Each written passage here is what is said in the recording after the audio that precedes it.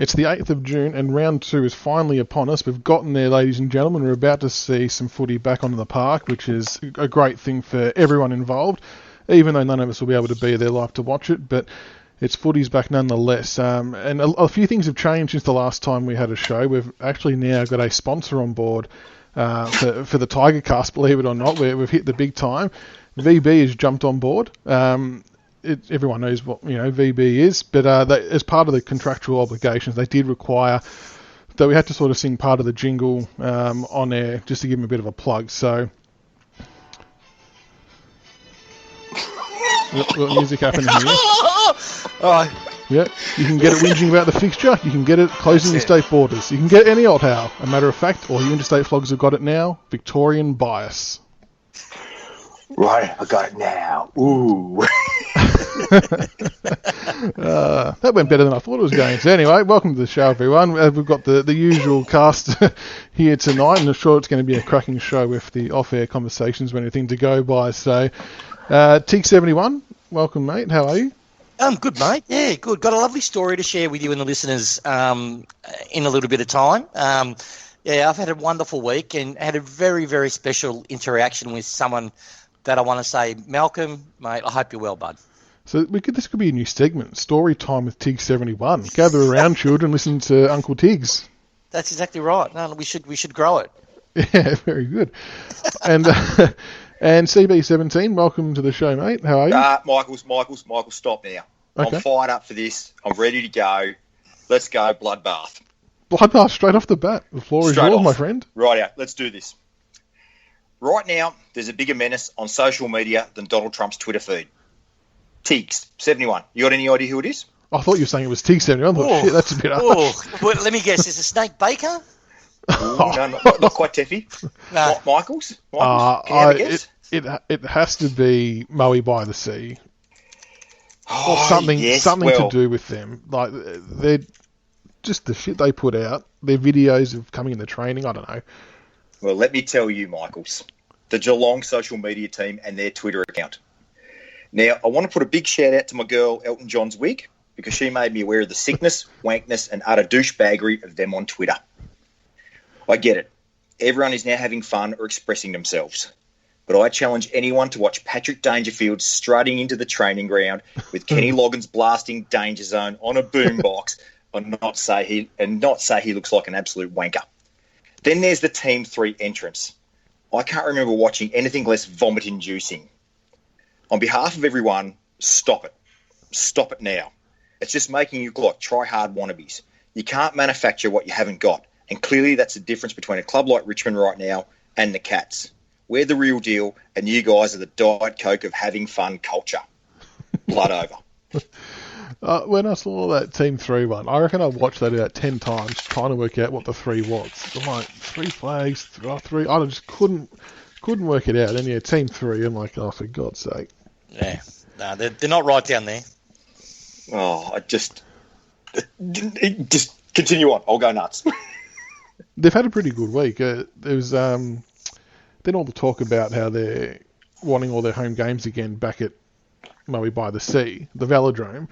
And then all of a sudden it comes out that all the MCG home tenants are getting a big pay cut for helping out. And it's like, you beauty. How good is that for a bit of kick in the face to them? Actually, speaking of bloodbaths and things, did anyone see the footage of that we got tagged in? Anyone see the footage of the Adelaide training session today? Yes. No, I didn't. I was out, as I mentioned. Oh, my goodness. Let me tell you, you want to talk about a broken club, you should watch Kyle Hardigan and some other dude punching on a training, like full-on punching. Like really? Full-cut lunches. Yeah, it's delicious. Where is it? Where is it in Twitter? Billy is it? Frampton and Kyle Hardigan. So I think Frampton, if I'm not mistaken, come across from Port Adelaide, I think. Or one of them did. One of them has moved across from the arch rival. So I'm just watching the footage again here. So someone's kicked a goal, and then it wasn't involving those two. One of them pushed the other bloke, and then all of a sudden punches are being thrown, like full blown, like 3 or 4 punches being thrown. Remember when was it Cloak and Satanta are helping at Carlton? Oh yeah, when he kicked him in the. Yeah. As good as that without the boot. Funny enough, I might as well tell you guys about me today. Yeah, right, so, all the parents would know that your kids are probably going back to school tomorrow. So, this weekend's been pretty busy, getting them all ready, getting them all haircuts and all that sort of thing. So this afternoon I decided to have a little bit of me time. So what I did, because, I've been stuck at home and, homeschooling and all this, I got in my car and I found myself, I just thought I'd just drive, listen to music, just have a bit of me time, which was really well deserved. But anyway, I'm driving along and I find myself in the city. So I thought, you know what, I'm going to support the local retailers out there, coffee shop. I'll find something, I'll pull over, I'll give myself a meat pie and have a coffee and just, walk through the city because I haven't been there for ages. Anyway, I parked the car and I get out of the, by the way, the parking in the city is exorbitant. The pricing there is just, but that's another tangent. I get out from the underground car park and I'm in Elizabeth Street. Anyway, I see this homelessness is an issue, right? Particularly after COVID, these poor bastards. Anyway, it was a guy there, and he saw me. Unfortunately, I'm a smoker, so he saw me open up my pack of cigarettes, and I could see he put his hand up. He was sitting on the bench there, and he asked me for a cigarette, and I said, you know what, I'll give him one. And I was under no rush, so I gave him a cigarette, and I had one, and I decided to sit with him, and we had a bit of a chat. His name's Malcolm, by the way. So Malcolm, hopefully you listen to me on that little radio that you have. Anyway, we got to talking, and he told me about his life and the miseries that he's had, and I sort of got an understanding of how bad mental illness is, because that's why he's homeless and all this other stuff, right? So it's pretty bad. And in his story, he was telling me, I don't want to get anyone depressed, but story he's telling me is pretty dark. And anyway, then he said to me, he goes, look, have you got $10? So I knew it was coming, and I said, listen, you're hungry? And he goes, yeah, I am. And I said, well, I'm not going to give you any money, but if you want a pie, I want to get yourself a pie and a Coke. He goes, yeah. So now I got us both a pie and a Coke, and we sat down and we continued talking. Anyway, I had to wrap it up because I was talking to him a good 45 minutes. Anyway, we finished everything. And also, too, I bought him a pack of cigarettes, right? Gave him that as a little bit of surprise, and he had a bit of a tear come in his eye when I gave it to him. And I said, mate, it's nothing. It's a pack of cigarettes. And he goes, Michael, he said, I've had misery in my life. He said, I was – now, don't laugh about this, guys, because this is how he said it, and I believe him, so he's not lying. But, he's born with – what's that genetic condition where you're a man but you don't have a penis? You have a half a penis or whatever it is, and it's part of a woman's organ. Hermaphrodite. A hermaphrodite, right? But he was more male side than female side, whatever that is, right? So I'm not cultured in the hermaphrodite space. But anyway, he was a hermaphrodite. He copped a lot of it with that. His parents died when he was 16. It led on to a mental illness. It was tragic. His life was just absolutely tragic. And then he goes to me, but goes, Mick, he goes, but people like you, he goes, make me smile. And I said, well, mate, I'm glad. I said, because I said, I'm surprised, a weaker person probably would have done themselves in. He goes, you know what, Mick, I've thought about it many times. He said, but the reason I haven't done it, and the sole reason I haven't done it, he goes, yeah, I've had misery in my life, but it's every morning I wake up and every night I go to bed with one thought. I said, well, what's that one thought? I need to share it. I fucking love to know what that one thought is. I could live by that one thought, He goes, Michael, he goes, and he looked me deep in my deep brown eyes, and he said, Mick, he said, I'm not a Carlton supporter. And he said, and that just balances everything out. Because I'm not a Carlton supporter. Everything that's happened to me there's no issue. He said, because you imagine how bleak it would be if I was a Carlton supporter. And I, in a spiritual level, I understood exactly where he's coming from. And so, guys, just be happy. You don't barrack for the Blues. Who cares if your house burns down? More strength to your arm, Malcolm. Good on you, mate. Who cares you haven't got a willy when you should have a willy, right? Who cares that you might be ugly and alone? No, don't worry. You don't follow Colton. Think how bad your life really could be if you're like those idiots that follow Colton, and they disbelieve that they're becoming a good side every 12 months it comes up and until they get beaten up again, and then it's not their fault, it's everybody else's fault in the club and the competitions. You don't have to go through that torture, right? And that's what I got. So, Malcolm, God bless you, son, and go Tigers. Your face must have lit up when you said that. Oh, he was a gun. Look, I get emotional just talking about it because he's so right. Right, so right. It's fantastic.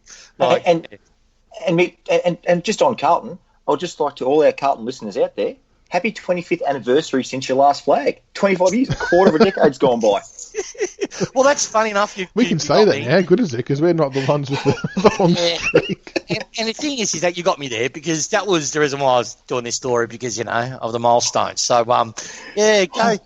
Suck a big black one. Actually, you can't say that, can it? Black balls, you can't say that anymore. I mean, love everybody, but yeah, go. Well done, Malcolm. You're He's a all gun. the best to you, and not a true word was spoken, but luckily not a Carlton supporter. He's got big yellow and black balls, trust me. He's got big yellow and black balls. Very He's a good man. Good story. You should go out driving out and about more often. Well, mate, I'm going to do it before the next show, and I'll see what happens, right? And I'll see what happens, and I'll share it with everyone. Well, there you go, listeners. If you see Tigerc71 out in the street, just sit down and have a chat with him, and you get your story on air. That's it. And exactly. you'll know Tigerc71's car because it's the number plate that says Mighty Penis. yeah, it is. Mighty. You forgot the tiger part. Mighty Tiger Penis. No. Chinese love. I don't know. For some reason I got that. The Chinese follow me, run after the car. It's great because it's a Mighty Tiger Penis day. Yeah. Oh, very good. Oh, we better get stuck into some footy because we do have our round 2 game coming up this week against the arch enemy, the Magpies. It's been a long time coming, but very glad that footy is back. Can I just say something? Because fucking Wayne really pissed me off from that crap station SEN, right? God, that's gone downhill with all the ads and stuff. But anyway. Hey, dude, I need me gutters and drain pipes fixed, thank you. Yes, you do. Yes, you do. Just dread. But listen, people are talking about they'll go and review in the game, right? They go, oh, yeah, but Collingwood's had it on Richmond. And I nearly smashed my car, right? No, they haven't had it on us, right? We've beaten them 8 out of the last 10 encounters. They beat us in that preliminary final. Yes, they did. Every team is entitled to a horrendous game. Yeah, we had Gastro, we had Martin's knee and all that other stuff. But look, give it to them, right? You got that win. Round 2 that we played after the preliminary final, we had Jack do his wrist. We had Rance, first game without Rance. And I reckon Fremantle could have beaten us, right? We were just disjointed. But since we got our act together, then we absolutely pumped them the last game that we played, right? So they weren't even in it, right? Like, I mean, literally, it was a cricket score. It was over at quarter time. I just watched that today. We smashed them, absolutely smashed them. It was only when we took the foot off the pedal. I think they had a good 5-minute burst at the end of the third and a little bit in the fourth. Then we stabilised and just still went on with it. So they're not even close. And the reason why they're never close and they will never be close is because their game plan is a copy of ours. But they don't have the talent on the outside that we do. So we can easily counteract it. So, yeah. Anyway, I just want to put that up. That got me hot and bothered when I was hearing that. And I was thinking, Dwayne, you're an absolute fool. Please, for once, just resign. It's just stupid. Yeah, I know what you mean that we have them on the outside, but when I was looking at the names on paper today, the one thing for them that is a big strength, I think, is their backline with Roughhead, Moore and Howe. Just the aerial threat, because we tend to have a habit of often bombing it in, sometimes blindly. I know we've got 2 tall players down there now, which helps with Lynch and Rewalt, but bombing it in high really plays to their strengths, I feel, and I just don't want us to starve ourselves of opportunities by just blazing late. I think it's one of those games we're going to have to really lower our eyes and hit targets. Yeah, look, but their backline's never been...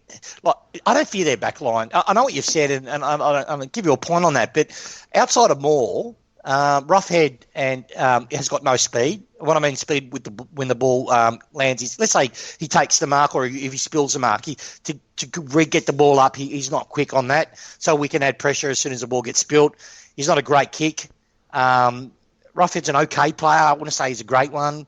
Howe's an interceptor. If we let him play, if we play that stupid bomb it in, yeah, he'll just do that all day and just sweep in and take the mark. But with Collingwood, it's never really been a problem of ours.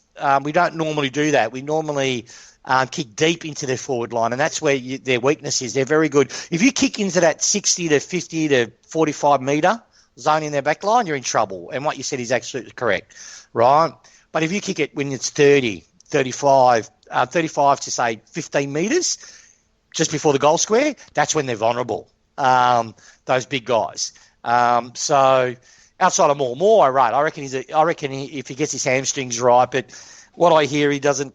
This type of player that if he doesn't like the environment he is in, he doesn't play at 100%. So, what worries me with them, I think it's pretty underrated, is their footy IQ in their forward line, particularly with their half forwards. They're pretty smart. Jamie Elliott back playing for me. He's a really good. He's been unlucky with injury. Very good player though. Digoe, look, I love giving it to him too, but he's instinctively smart, football smart. You know, he can't spell his own name, but on the football field, he's a genius in relation of his instinct. He's like a Jack Rewalt in the sense he knows what's going to happen before it happens.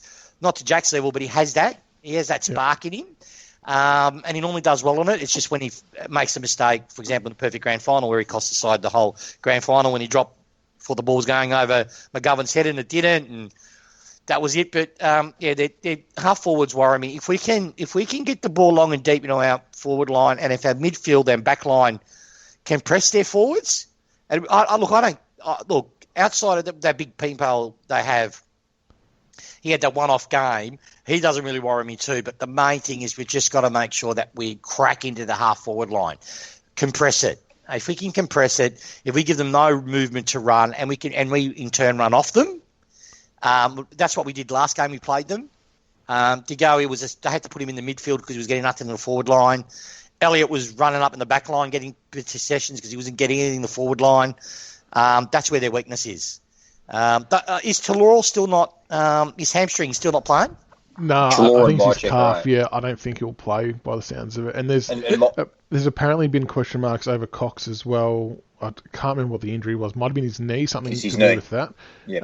But they picked up a ruckman with Darcy Cameron, I think it was. Yeah. So they reckon that the way that Bucks has been speaking sounds like that he's more likely to play than Cox. But yeah, I mean, I know Mason Cox doesn't set the world on fire, but he does provide a marking target. I know he doesn't always clunk him, but if he does, it causes headaches. But it's going to be an interesting matchup. I know you just mentioned Digoe. What we talked about a little bit earlier in the day, CB17. But where do you think he's more likely to play? And if, say, he does split midfield and forward, who do we put on him in both positions?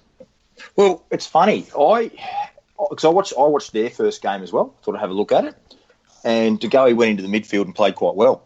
I thought anyway. He covered the ground quite well, got a few touches. A bit dusty-like, actually. Goes forward, can have an impact. Goes in the middle, can have an impact. But then when I watched our round 19 game last year, Collingwood actually put him on the ball against us as well. So it's not something that was as out of the blocks as I thought. I think if he goes forward, it has to be Dylan Grimes. I think it just has to be. Stop him.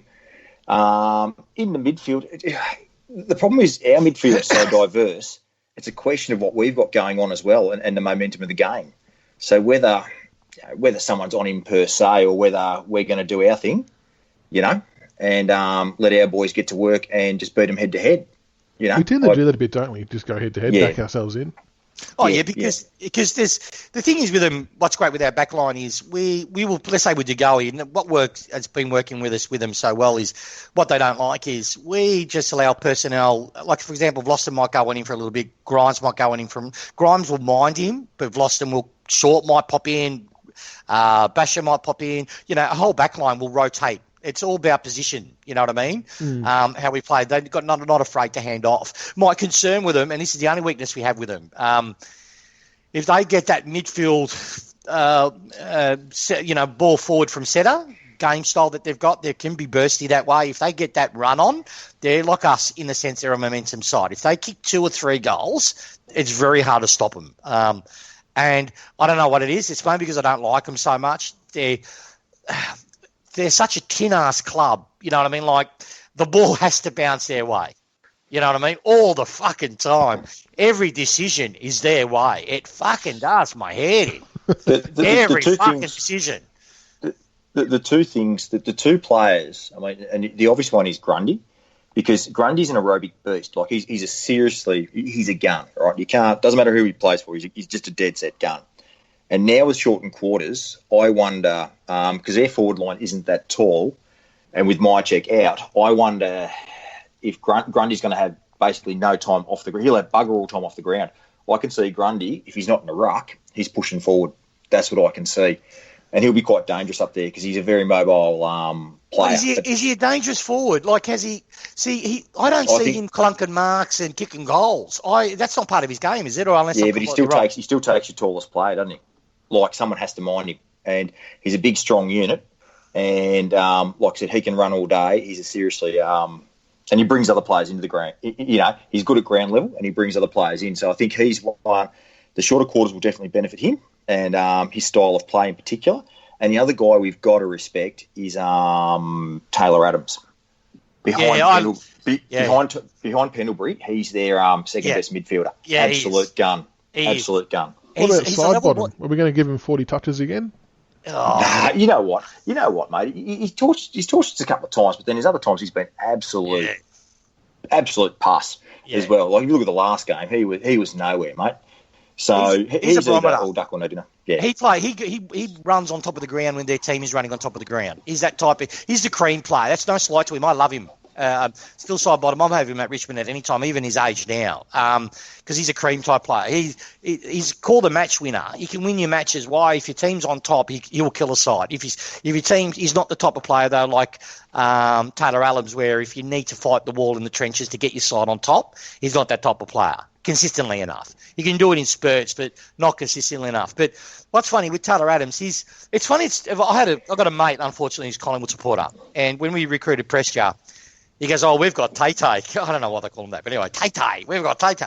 And I said, "Well, we got Meatball." And he goes, "Oh, Tay-Tay's in front of him," and he was at that stage. But now Prestia's above. I'm trying to be as unbiased as I can. Statistically wise, dependability wise, he plays more games consistently, less injured. He's a better midfielder than Adams. So I think we're okay. I think midfield wise, where they used to worry me too much. My real concern with them though is if they get that outside ball. They've got Stevenson. They've got good wingers. They've got a couple of really good kids in Brown and I forgot what the other. He looks like he's just burgled a house in Frankston. What's his name? Well, they all look like they burgled the house. But Brown, they've got a couple of other kids that are lightning quick. Stevenson's the one in their forward line. Yeah. He's an igniter. He's going to be hard to cover. And he's got a bit of a tank on him too. They've got that kid, Elliott, that other Elliott, Hoskin Elliott. He's got an engine in on him. He's got an engine in on him. But look, our half forwards, our younger kids have grown. So Rioli can run, endurance is a lot better. We've got Georgie as well. So we've got weapons too. Look, how I think the game's going to go, both sides are a grinding side. We like to, the last 5-10 minutes of every quarter, we like to come on top, right? We don't have that luxury anymore. So I seriously think this will be hell for leather, goal, helter-skelter, kick it forward at all costs. And I reckon that's how most games are going to be played. And that's why I reckon we're going to win the flag again this year. Why? Because that system of play is second nature to us. Yeah, we've been doing it longer than everyone else. Yeah, it's alien for everybody else. They don't know how to protect a turnover. We do, right? We know how to protect a turnover playing that style. No other side really does. So it'll be interesting. And it'll be interesting. So that's why I reckon we're going to win comfortably, not because we're a superior side to Collingwood, which we are, but we're close. They're a very good side, the Pies, but, they're not our level yet. But they're going to be playing a foreign game where they're going to have to kick it, not just share the ball around, keep it slow and then kick deep like they do. They're going to have to go helter-skelter, keep the scoreboard ticking over, and they're going to get punished hard on the turnover. That's how I see it. The other thing I want to talk to you guys about is the ruck dilemma that we currently have at the moment. Our scratch match, or intra-club, whatever you want to call it, we had on the weekend was interesting because Nank was on opposite team to Soldo, and a few different reports come out saying that Soldo probably won the battle on the day. Playing against Collingwood if they've got Grundy and Cox or Grundy and Cameron, if they go with two ruckmen, are we going to mirror that and go with Nank and Soldo as well, even though it's the shortened quarters? Or Leppich kind of just vaguely, or someone did, hinted at someone like a Marlon Pickett could do the Sean Grigg role, which I thought was a really interesting and left field idea to go again, but do we match them two rucks for two rucks, or do we go with one? And if it's one, who is it?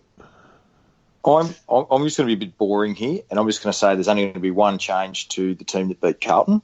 I don't see why you'd change a premiership winning team. So I personally believe we're going in with the two big guys, because Collingwood will have two big guys anyway, but I think we play our brand, and our brand is with Nankervis and Soldo. But I think the only change for mine will be Sydney Stack out for Basher Hawley. That's the only change that I'm seeing coming to that team. So for me, the ruck dilemma, there is none. We'll go with two. And, I think Basher's coming in for Sid. Yeah, I agree with CB. You don't break a formula that works for you. Having two big rucks is not going to hurt us because the quarters are shorter. It's not like we're going to get slower as the game goes on. Where having a mobile ruck helps stop that. And look, in saying to that, Grundy, Soldo is going to be a better option to nullify Grundy's stat work. He's proven that. He did really well in the round 19 game we played them last year. And you've got, and I even think he kicked a couple of goals on him too, as well, because Grundy's not really great defensively at all. And Nankervis he's got to get his engine going, but once he does, he's like a heart and soul type player for us. I wouldn't be changing them. Look, I really want CCJ to play. I really wanted to get games into him because I rate him as a talent. I reckon he could be a fantastic ruck come forward. He reminds me so much of Justin Charles or Brendan Gale when they were young. You know that presence? He's got that presence about him. He's got that frame where he's very skinny at the moment, but as he builds mass to that, and he's got an engine, which is rare for a ruck. He's got an engine. I can see him be our Max Gawn type. So we need to get games into him. And without the VFL, I'm really worried. And look, I love Nankervis. Yeah, I love Nankervis. And I hope all you Richmond guys to settle down. I love Nank, right? I would tattoo him on my chest if my chest was as big enough to have Nankervis' name on it, right? But the reality is this, right? Soldo, and this is my opinion, Soldo has more upside than Nankervis as a pure ruckman, right? If we just consider just ruck work and forward craft, he kicks more goals from time on game than Nankervis, and he's better at the tap-outs. And our clearances improve when Soldo started to learn the game, and Soldo's a kid, right? But so is Nankervis, right? But CCJ has the most upside out of all of them, right? So I'm in part, if I had my way, if I was Hardwick, I would bite the bullet. I would, if I'm going to keep Nankervis, which I'd be happy to do, I'd go, okay, Nank, you're locked in as number one. CCJ, you're number two. Soldo, we just put you in case of injury, and if we can, we'll trade you to someone else to get some currency. And that would kill me to say it, and that's brutal. No passion. But that's what I'll do. CCJ needs to be playing for the Richmond Football Club seniors. He needs to be. I think he does. I think because there was a bit of speculation last year that he was contemplating getting opportunity elsewhere because he thought he was ready to play senior football. And he may well be right. But I think during the course of the year, I can see a pretty handy three-way ruck rotation happening for games. Just mix and match the combos, get game time into him. It keeps the other two fresh for if we are thereabouts in finals. I think it's a pretty good outcome all round. Agree. And the other one I want to talk about is Riley Collier-Dawkins. CB17, how have you seen him? Have you seen much of him this off-season? What's your thoughts? How far is he away from getting a game? Oh, I think he's behind others, mate, if I'm honest. I think he's not pushing Marlon or young Jack Ross out of the team anytime soon, or Sydney Stack. He's behind a few. Is it work rate? That's his problem? Oh, I think just some players naturally take longer than others. He seems like a good kid. He's a solid kid. He did some good things last year, like you look at that last quarter in the grand final. So he's obviously got the ability, but I think he lacks the consistency to be a senior footballer at the highest level. And that's something that, we have to continue to work with him in the reserves. But unfortunately, kids like him, this is the sad part. He won't be the only one. With no reserves comp this year, how does he develop? So there's going to be a few young kids out there in a similar boat to him that are probably going to miss a little bit of development opportunity game-wise. But like I said, he's worth persisting, but I'm not a fan of giving games to kids for the sake of giving them a game. They've got to earn it, and I don't think he's forced his way ahead of others at this stage. Yeah. What about our half-back line for this Thursday night? It's an interesting scenario with pretty much now a fully fit list available. So we've got Hawley, Stack, Short, Loston, Camden McIntosh was playing there in the VFL a lot last year. That was the role they were trying to re-energise him in. Ignacy Smith and Jack Ross, they actually played on the half-back line in the scratch match, and apparently did a really, really good job down there. So, and even Liam Baker is another one too. I probably forgot to add on the list. So they're all kind of competing for spots. I know you guys both mentioned that you reckon Stack will miss out, which might shock a few people, but who's the optimum two half backs that you want ball in hand with? Well, Hooley's Baker, probably locked in one, really. Let's be honest. Well, Baker for me, you can't remove him now. He's more important to me than Short is, to be honest with you, and I'll explain why. He's proven he does something that Short doesn't do as often. Short does it, but doesn't do it as often. Baker will put his head over the ball and get smashed, right? So no issue doing it, right? To create a stoppage. Now Baker had some issues. He was doing those blind hack kicks, but so was Short. But Baker has to stay on the side. He has that. He can go forward if we need him to. He's got a nice kick to him when he takes a bit of patience. And he's a brave little nugget. So Baker for me, Short's another one he needs to stay in. Hooley for me, I love Hooley. I love him to bits. But if you ask me, Michael, out of those three, who would you play going forward all this year into next year? It's going to have to be Baker and Short. And the brutal reason why is Hooley's 30. What is he, 31, 32? That'd 32. Be the reason. He's 32. But I don't think Hooley will be playing, though, because of his calf. No, he got through two-thirds of the right. game, yeah. He's on minimal training, though. I don't know. It'd be a brave selection decision if we do. But we do tend to err on the side of caution, don't we? If someone's 50-50, we'll say no before we'll say yes.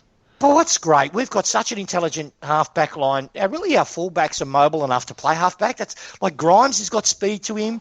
The only one who can't is Asprey. That's really. it. Everyone else is a weapon. Everyone else can run. They can intercept mark. They can hit a target by foot.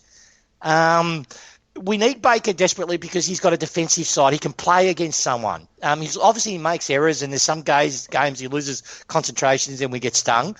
But Short is an offensive half-back flanker. He's got that beautiful kick. He doesn't defend really well. Like one-on-one, from games I've seen every game he's played under the Richmond jumper in the seniors. For me, is very poor defensively. Baker has gotten better, and you can see that he's trying to add that strength to his bow. So, would Baker be a good matchup for a Jamie Elliott? I know Elliott's probably got a little bit more spring and a touch more 100%. height, but 100%. He frees up. That's why the reason I want Baker too, because you put Baker and Elliott will still kick 3 goals, right? But Baker will make his life hard, and Baker will rebound off him. So give Elliott something to think about. But Elliott will still score 3. But the beauty of it, though, it frees up Grimes, and it frees up Bloston. And we might lose 3 goals, but we'll save 6 goals. Because those 2 extra players will be freed up to man their men, but also to zone and do whatever they do, because Baker will be manning him. And Baker has the toe to go with him. So if they run up the ground, he can go with them. There were so many times where he created... I still remember where people talk in the preliminary final where Short broke the lines and kicked long, and Lynch scored a goal from that. I think it was in the second quarter, whatever it was. But it was actually from a chain started from Baker's handball in congestion that got everything running. So, our half-back line, for me, is our strength. Our back line is what makes us as a club. Brody's going to have to take Stevenson because he's got the size and the pace to go with him. Shit, I didn't have him on the list. So he'll have to take Stevenson. He's done it before, done the job on him before. If I was to, I'm in a dilemma on Stack because he's a bloody good utility type. Obviously he's damaging forward and he's damaging in the back line. If I had to pick Hooley's replacement, and don't get me wrong, I'm not putting Hooley out to retirement. I'm just saying long term. I think it's probably going to be Patrick Naish or Sydney Stack will take his spot. But I agree with you. And I would go...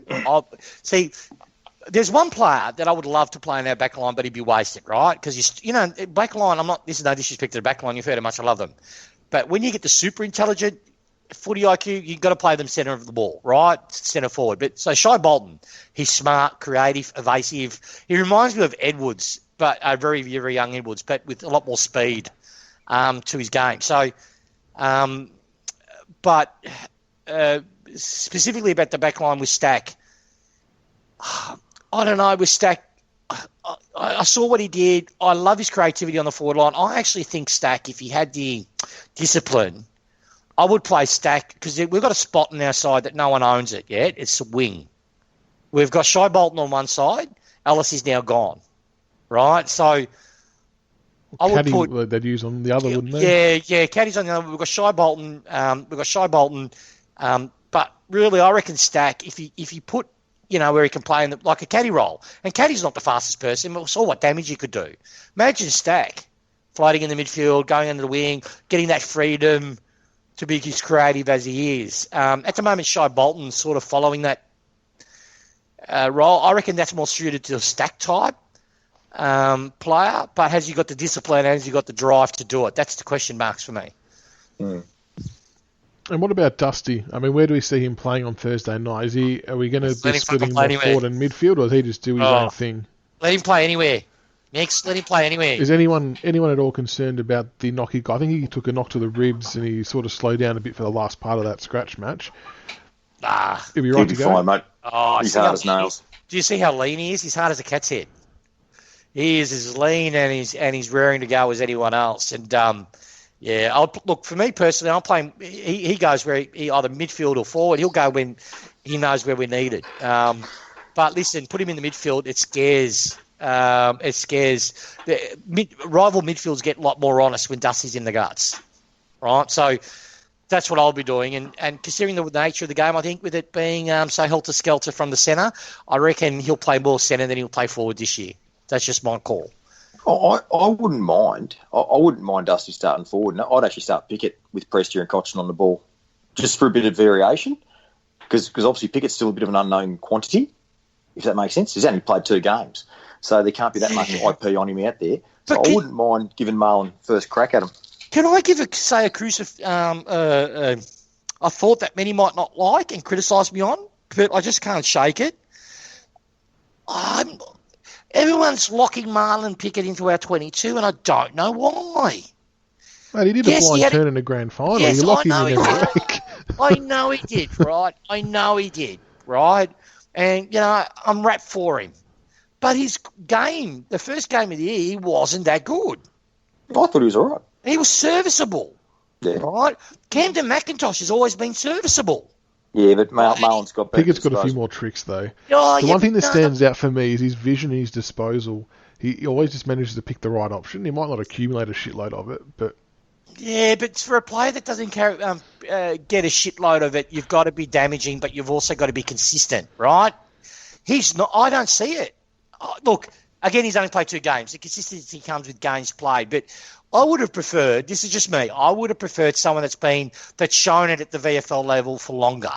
So I would have looked at players such as Naish. I would have looked at players such as Ross. I would have looked at players that have shown consistency in performance and gone, you know what, similar, I'm not saying similar builds up, but you know what, you're going to get the heads up.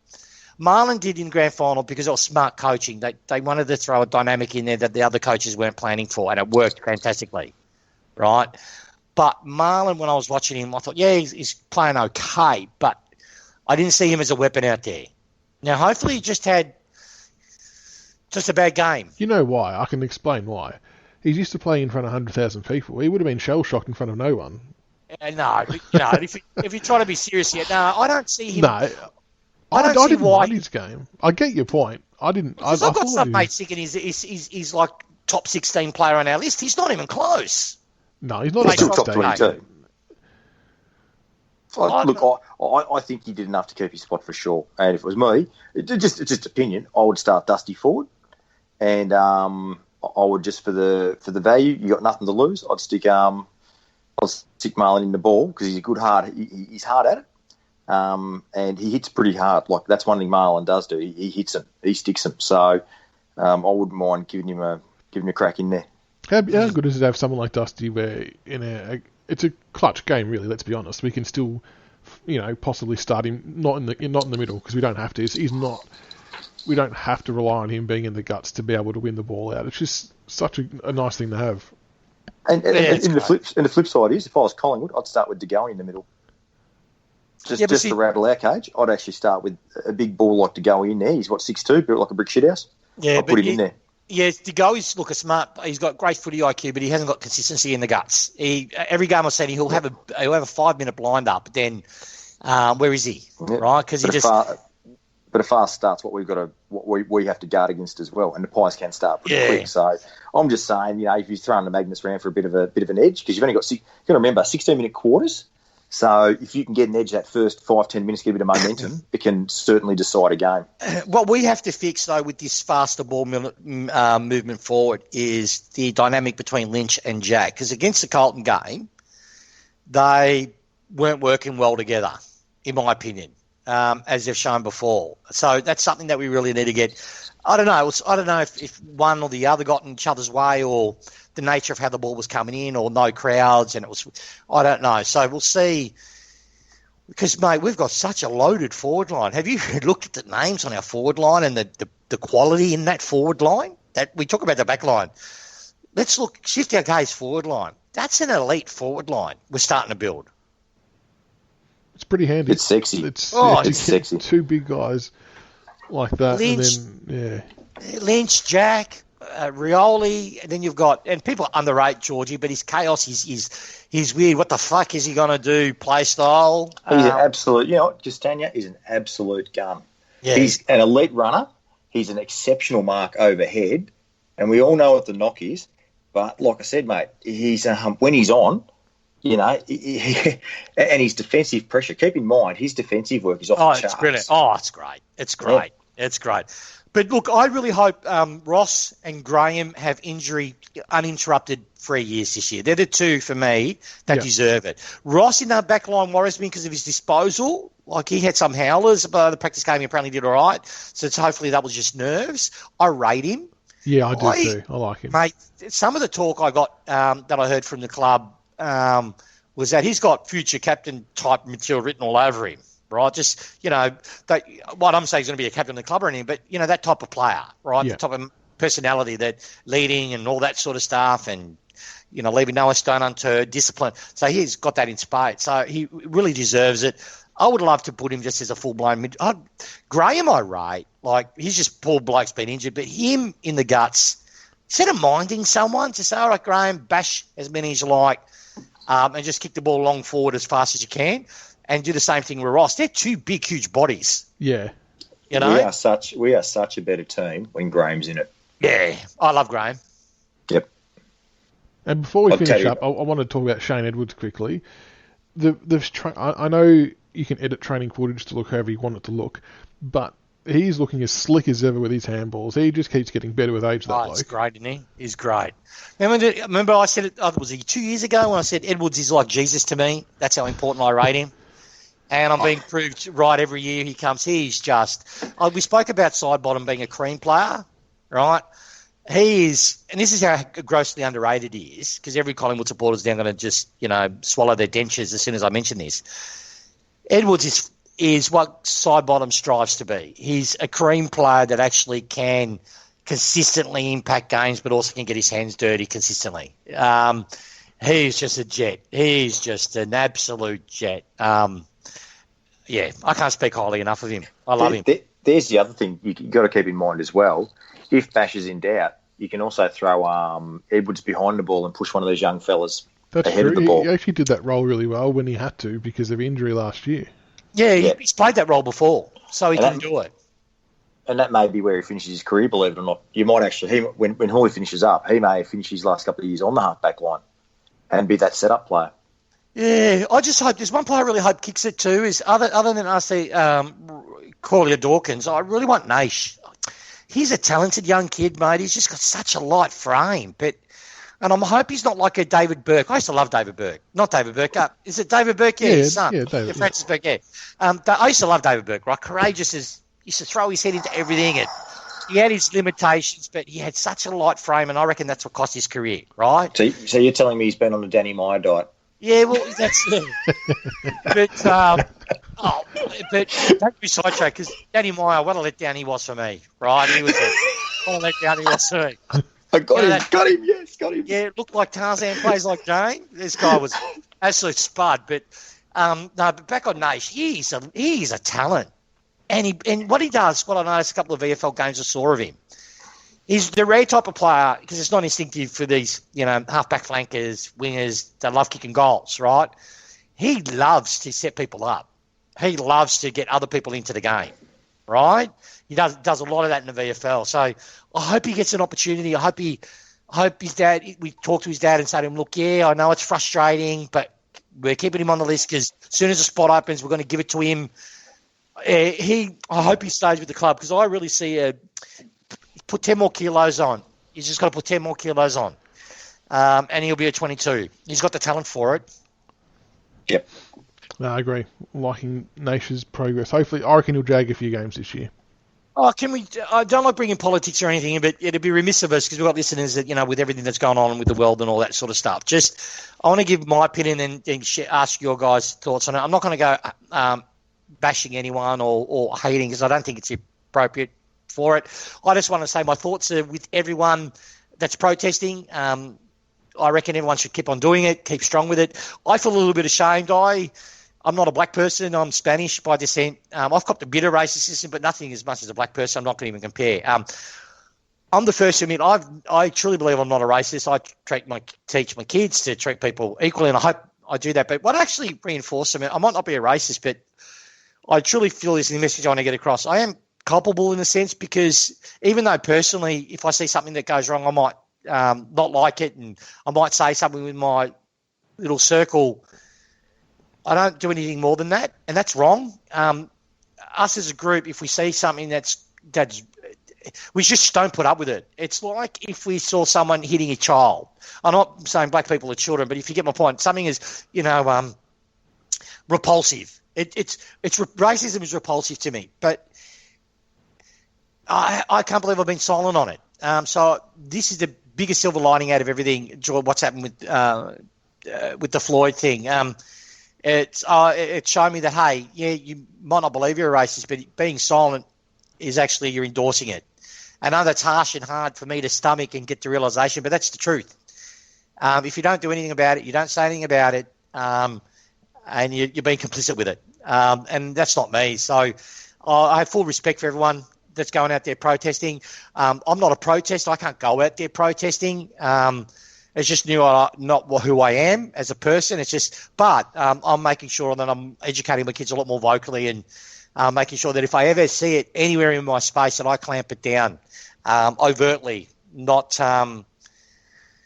be so permissive with it. But anyway, that's all I wanted to say. It's crazy what's going on, but hopefully it affects real change globally. And last part, those fucking idiots are taking advantage of it just to loot and being idiots about it and stuff. Take a good hard look at yourself. But yeah, how's everyone else going? What have you thought of this week? The world's a crazy place. Go on, CB. I know you're heavily more into this than I am. I just, mate, all I'll say is I just hope everyone is safe. And there is no place in society for racism. That is absolute fact. And I've got some issues in the fact that the message is correct and 100% correct, but I think the timing of the marches was poor in the fact that we're in COVID lockdown.